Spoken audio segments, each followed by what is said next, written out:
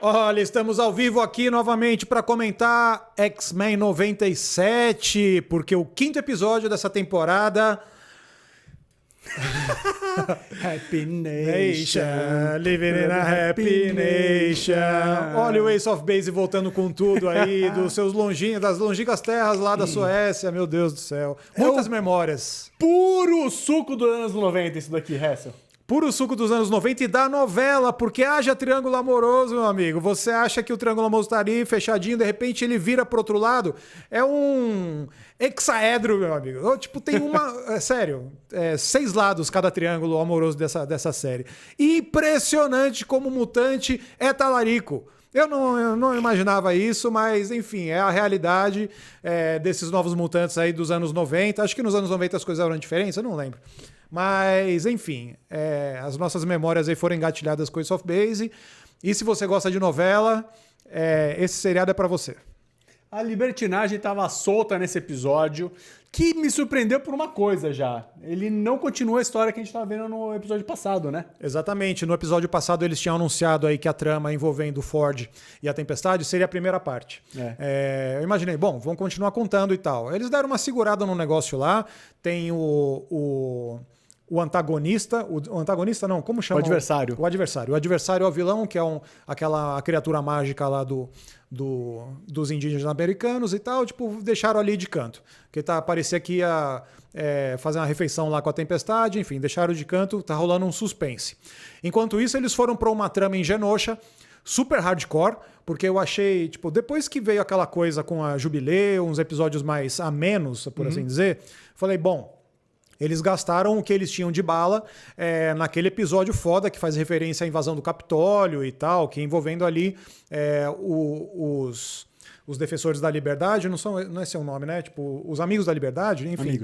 Amigos da Liberdade, que são esse grupo extremista de direita que está sendo usado novamente no desenho. Eu achei que eles tinham usado isso do jeito mais forte ali no 2º episódio. Falei, bom, agora as coisas vão ser um pouco mais family friendly e um pouco mais tranquilas. Nada disso, meu amigo. Tem personagem aí que morre, tem explosão, tem genocídio em massa.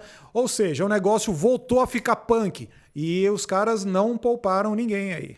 Cara, se eles estão falando do Ed Extermínio, né? Que é a saga que teve nos gibis, ali foram mortos 16 milhões de mutantes, uma coisa assim, tipo, era na casa dos milhões, não lembro o número exato, mas é gente pra caramba. E realmente, morreu muita gente nesse episódio, né? Desculpa o spoiler, a gente já foi pro final lá, mas é porque, cara, foi gigantesco. E ele acaba... Né, naquele black, naquela imagem né, toda escura, assim. Assim, caralho. Não, e foi uma grande reviravolta, porque no começo da temporada, vamos lembrar aqui, a gente tem lá no primeiro episódio meio que os X-Men passeando para derrotar o Molde Mestre. Molde Mestre normalmente é o sentinela mais boladão que tem, aquele sentinela que fica sentado e tal, que é um grande colosso, e aí...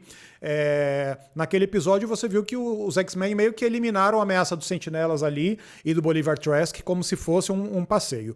E aí, de repente, os sentinelas voltam nessa versão meio Godzilla, numa trama ali que meio que parece uma história de kaiju mesmo e de grande desastre, com uma linguagem ali muito próxima dos filmes de desastre e tal.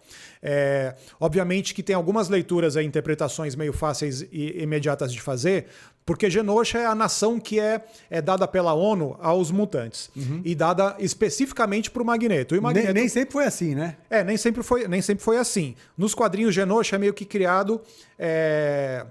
meio que dado pro Magneto, para ele criar uma nação de mutantes, e obviamente a relação que a gente tem na nossa realidade é a criação do Estado de Israel. E como você tem o Magneto como sobrevivente do Holocausto, essa relação é mais imediata. É muito fácil hoje em dia a gente analisar esse episódio e falar, caramba, os caras estão fazendo uma referência ao ataque em Tel Aviv no ano passado e tal, mas os episódios da primeira temporada, eles começaram a ser desenhados em 2021, muito tempo.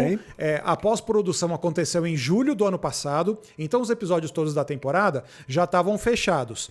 Inclusive, a segunda temporada começou a ser produzida no começo desse ano. Então os caras já estão lá na frente. Ou seja, dá para interpretar como uma reação e uma coisa. Vamos fazer uma analogia aqui ao ataque em Tel Aviv, que ocorreu em outubro do ano passado, vamos lembrar. E aí tem toda a situação em Gaza hoje em dia e tal. Mas talvez essa relação não seja direta porque os episódios já estavam sendo desenvolvidos antes. Isso daí mostra a magia e a genialidade que são os X-Men, né? Tipo, eles estão falando de assuntos super atuais. E, infelizmente, a merda maior é essa. O mundo continua o mesmo. Né? A gente continua com problemas muito parecidos que a gente estava vendo. Tipo, a fase do Claremont estourou nos anos 80. Então, quer dizer, a gente está vendo isso daí se desenrolar no nosso mundo até hoje.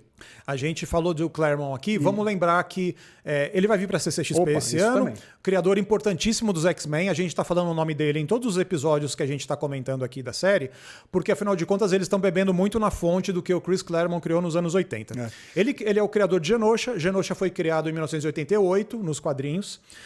Originalmente Genosha era uma ilha ali na costa da África, no leste da África, um pouco acima de Madagascar. E aí aquela coisa clássica de colonialismo europeu, né? Você tem ali primeiro, na era das embarcações, você tem os holandeses, aí depois chegaram os britânicos e tal. A ilha ficou sob o controle dos britânicos depois do século XVIII, e aí se emancipou nos anos 60, que é quando aconteceu o movimento clássico das emancipações das ex-colônias inglesas. Então, a história de Genosha nos quadrinhos meio que ecoa uma história do mundo real que muita gente conhece. Era a África do Sul ali, né? Tipo, era apartheid, os mutantes eram escravizados, eram usados, cada um dos que tinha o seu poder ali era usado para fazer um trabalho específico. Daí quem não tinha um poder, eles mexiam geneticamente, no engenheiro mexia no DNA daquele mutante para que ele fizesse algo que fosse útil, e assim que Genosha foi ficando cada vez mais rica, né? Exato, e aí aconteceu dos X-Men entrarem em Genosha, acabar com isso. Depois e que tal. eles tentaram sequestrar os X-Men, exato. Né? Burro pra caramba, mano. A gente viu um pouquinho disso no episódio anterior, quando eles estavam falando sobre o Wolverine fala, né? Nossa, mudou bastante aqui. Exato, porque tem toda aquela trama envolvendo a Jubileu, que eles falam, eles já tinham sido sequestrados ali e tal. Tem todo um lance meio sugerindo o que é Genosha. Só que agora a Genosha a gente vê ela na complexidade política que ela é hoje, sendo dominada ali, sendo mandada pelo Clube do Inferno. Clube do Inferno muita gente vai lembrar porque são os antagonistas principais do First Class. A gente tinha lá o Kevin Bacon fazendo o Sebastian Shaw, e o Sebastian Shaw é o personagem que aparece também nesse episódio.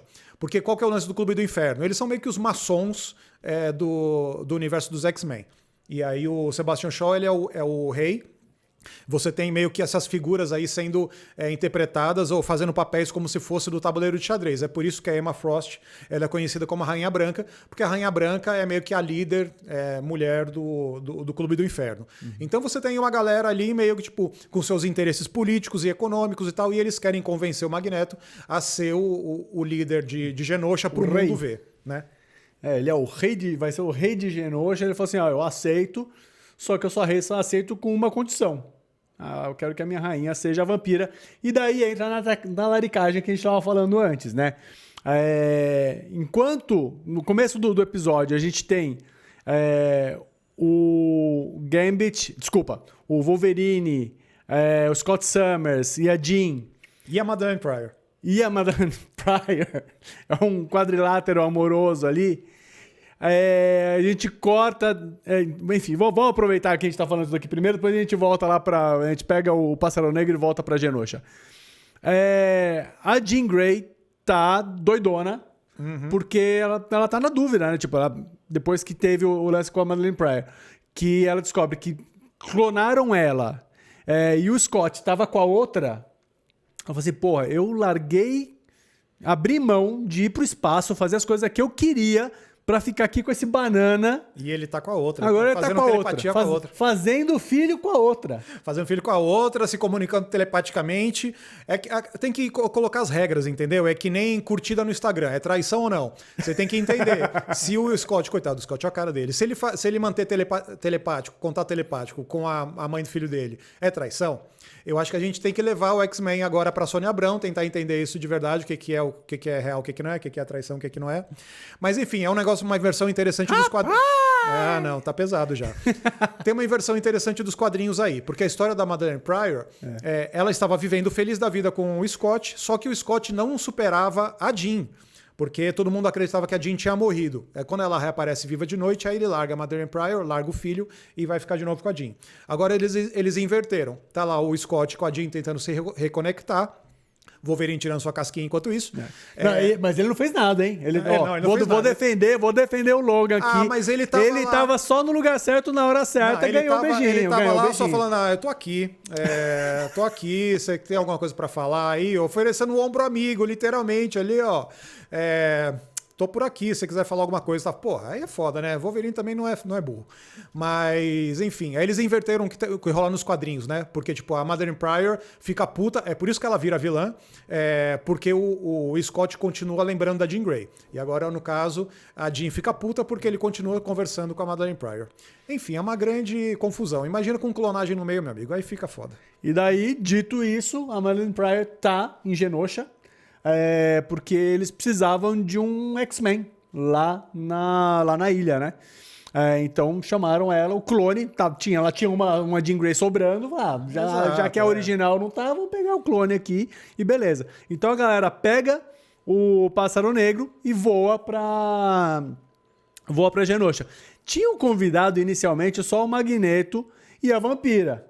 Só que o Remy fala assim, opa, me deixa entrar nesse bonde aí que eu sei que vocês dois estão tramando. Olha, eu sei que vocês fizeram no verão passado, né? O Gambit teve um ótimo momento no episódio de estreia, quando ele apareceu de cropped na cozinha. Aliás, só um parênteses sobre isso. Eu vi ontem um cara andando aqui na região do Lago da Batata, em Pinheiros, de cropped e mullet, cara. Eu não consegui tirar foto, mas era o Gambit, eu tenho certeza que era. Está acontecendo, o hype é real.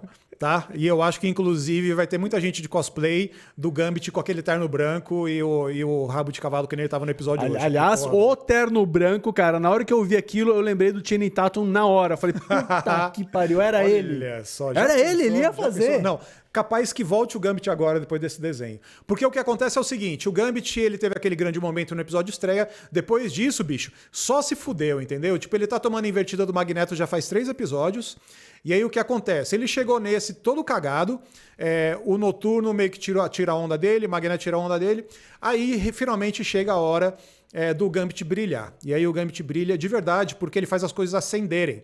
Tipo, tem todo um lance de trocadilhos aí e de frases de duplo sentido nesse episódio brilhante, assim. A vampira fala pra ele, putz, você não pode me iluminar e tal, falando que eles não podem, enfim, se amar. Todo o lance envolvendo os poderes e tal. Acho foda. O final eu não gosto do Gambit, eu acho um personagem meio mala, mas, mano, ele faz acontecer nesse episódio. Parabéns pro Gambit, viu? Ele aí se redimiu de verdade, de toda a talaricagem. Mas assim, a cena que a gente tava falando, a gente tava cantarolando aqui no começo é muito legal também. Essa cena é foda, bicho. A cena tem um baile, né? Então o que acontece? Eles chegam lá em Genosha, aí o Magneto já é chamado de canto e fala assim, ó, a gente vai pra ONU aqui, mas a gente precisa de um líder, certo? Daí ele coloca a condição dele, que ele só aceita ser líder se a vampira for junto. A vampira fala assim, olha, preciso conversar com o Remy. Uhum. E eu acho engraçado que o Gambit ele fala de si mesmo na terceira pessoa, né? Aí é foda, né? Isso não dá. Eu acho isso é um exagero, mano. Muito Zé Ruela, né? Aí ela vai trocar ideia com o Gambit, né? Essa cena que você tava falando. E daí ela sai dali. Você fica assim, puta, e aí? O que vai acontecer agora? E daí no meio do baile ela chega literalmente nas nuvens, né?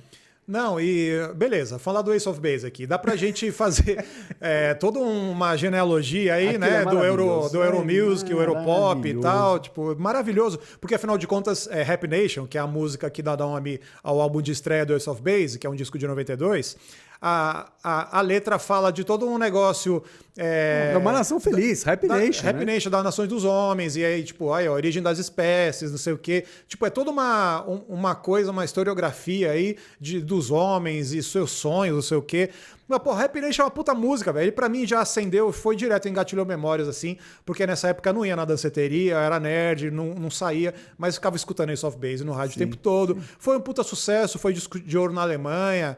É uma das músicas mais famosas do Ace of Base aí, um quarteto sueco. Se você não conhece, se você curtiu o episódio, vá atrás, escute, porque, puta, era muito grudento, velho. Muito grudento. E é louco, tipo, ali em Genosha, o tanto de easter egg que eles colocaram sem dó, né? Sim, uma galera.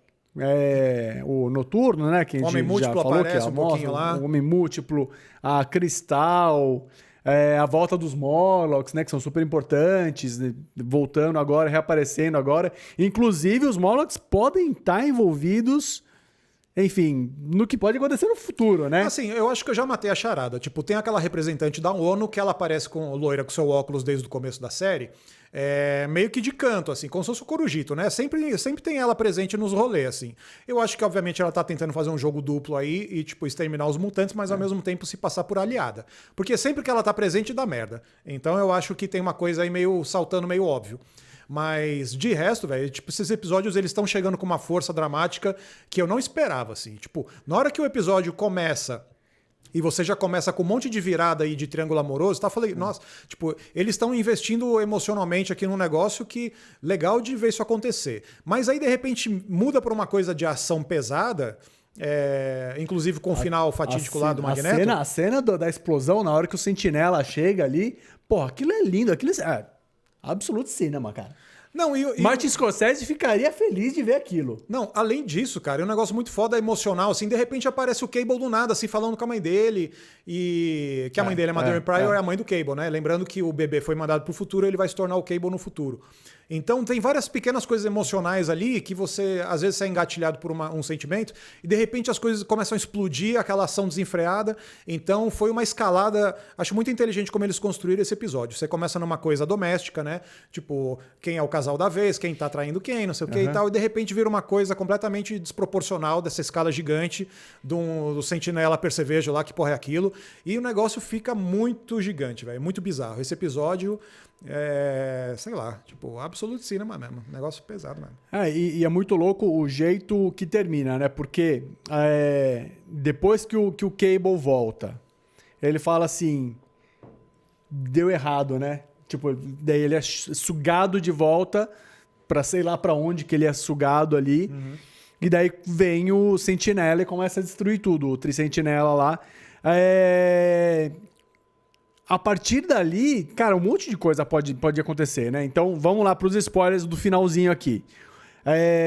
Na hora que tá matando todo mundo, o Magneto vai lá pra salvar os Morlocks, que estavam escondidos. Ele consegue juntar alguns num casulo de metal e tal. Só que o Sentinela pega e foca toda a força nele. Porque ele é o mutante ômega. Ele é mutante ômega. Então, é ali que tá o foco, é ali que eles têm que destruir. E, inclusive, ele fala, né? Mutante destruído. Acabou a ameaça desse mutante ômega. E daí, nisso, a vampira fica putaça, vai pra cima do Sentinela, e o Gambit fala, opa, vai dar ruim isso daqui. Ele pega a motoca lá, vai, joga a motoca nela, e ele... Na hora que ele fala assim, agora eu vou brilhar muito, né? Não, achei que, sacrificou, fudeu. E daí ele pega e leva aquela estocada, só que ele usa o cabo que pega nele ali, e ele sobrecarrega lá e acaba destruindo o Tri-Sentinela. E daí acaba nisso, acaba no blackout ali com ele nos braços da Rogue, né? Da vampira. E assim, nos quadrinhos... O Magneto, ele é salvo pelos Morlocks, né? De um ataque de Genosha, do ataque de sentinelas. Então, tipo, isso pode acontecer.